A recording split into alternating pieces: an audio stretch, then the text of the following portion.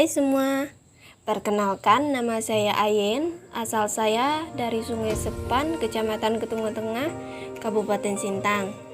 NIM 1915041482. Prodi Pendidikan Bahasa dan Sastra Indonesia. Saya berasal dari kampus STKIP Persada Khatulistiwa Sintang. Di sini saya akan menjelaskan pengertian sejarah sastra dan tugas sejarah sastra. Sejarah sastra adalah salah satu bagian dari kajian ilmu sastra. Kata sejarah berasal dari bahasa Arab, sajarun, yang berarti pohon. Pohon menggambarkan adanya akar, cabang, dan ranting yang memperlihatkan adanya proses susunan peristiwa secara kronologis. Sejarah itu sendiri mempunyai arti yang sama, yaitu rekaan perjalanan kehidupan manusia dari masa lampau sampai masa-masa berikutnya. Karya sastra adalah salah satu bagian dari aset budaya suatu bangsa.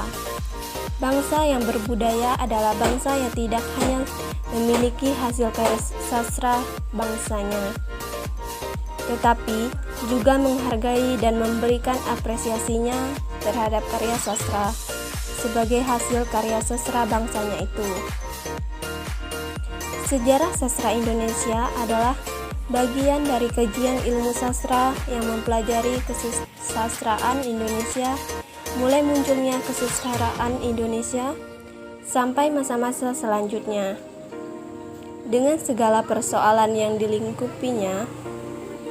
Sebagai contoh, di akhir abad ke-20 terbit novel Saman karya Ayu Utami yang menghebohkan dunia sastra Indonesia. Tahun 70-an terbit novel trilogi Iwan Simatupang, Merah 1968, Siarah 1969, dan Kering 1970 yang dianggap novel absurd. Secara filsafah yang sulit dipahami karena berbeda dengan pola-pola cerita pada novel tahun-tahun sebelumnya.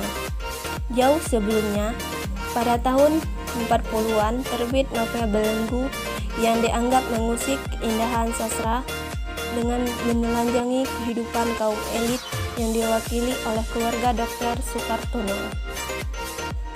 Pada tahun 2000-an lahir novel Siti Nurbaya yang sangat laris pada masanya itu, sehingga melampaui kelarisan novel-novel yang lahir sebelumnya seperti Azab.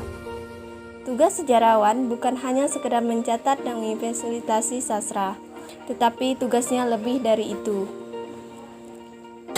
Adapun tugas sejarah sastra menurut Todorov 1985 mengatakan bahwa sejarah sastra adalah sebagai berikut.